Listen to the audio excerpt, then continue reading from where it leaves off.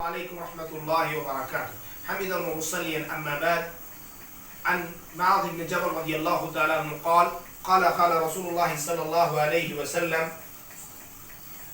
من كان آخر كلامه لا إله إلا الله دخل الجنة. رواه ابو داؤد.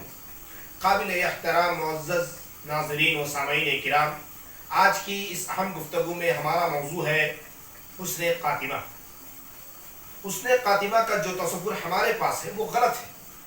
عام طور پر لوگ یہ سمجھتے ہیں کہ بستر پر اگر کوئی مر جاتا ہے، انتقال پا جاتا ہے تو اسے معیوب سمجھا جاتا ہے، جبکہ تمام انسانوں کے سردار، افضل البشر، سید الکونین، سید الثقلین جناب محمد رسول اللہ صلی اللہ علیہ وسلم کی موت اور وفات بستر پر ہوئی تھی، اور تمام صحابہ میں سب سے افضل حضرت ابوبکر رضی اللہ تعالیٰ عنہ ہیں، اور ان کی بھی وفات جو ہوئی تھی وہ بستر پر ہوئی تھی۔ اسی طریقے سے تاریخ اسلام کی سپہ سالار شخصیت خالد بن ولید، جن کو اللہ کے نبی صلی اللہ علیہ وسلم نے سیف اللہ کا لقب دیا، ان کی بھی وفات جو ہے بستر پر ہوئی تھی۔ تو معلوم یہ ہوا کہ بستر پر موت کا واقع ہونا معیوب بات نہیں، اس لیے کہ افضل ترین صحابہ، جلیل القدر صحابہ کی موت جو ہے بستر پر ہوئی ہے۔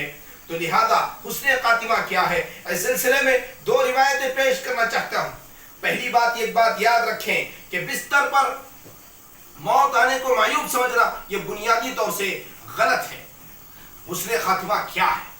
حسن خاتمہ کے سلسلے میں آدمی کو اس حالت میں موت آئے کہ وہ توحید پرست ہو اور نفاق سے پاک ہو۔ حسن خاتمہ یہ ہے کہ آدمی توحید پرست ہو اور بدعت سے پاک ہو۔ حسن خاتمہ حقیقی معنوں میں یہ ہے کہ آدمی کتاب اللہ، قرآن مجید اور سنت رسول صلی اللہ علیہ وسلم پر مکمل طور پر عمل کرتا ہوا انتقال کر جائے۔ یہ حسن خاتمہ ہے۔ اس سلسلے میں بہت ساری روایتیں ہیں، لیکن دو روایتوں کو پیش کر کے اپنی بات کو ختم کرتا ہوں۔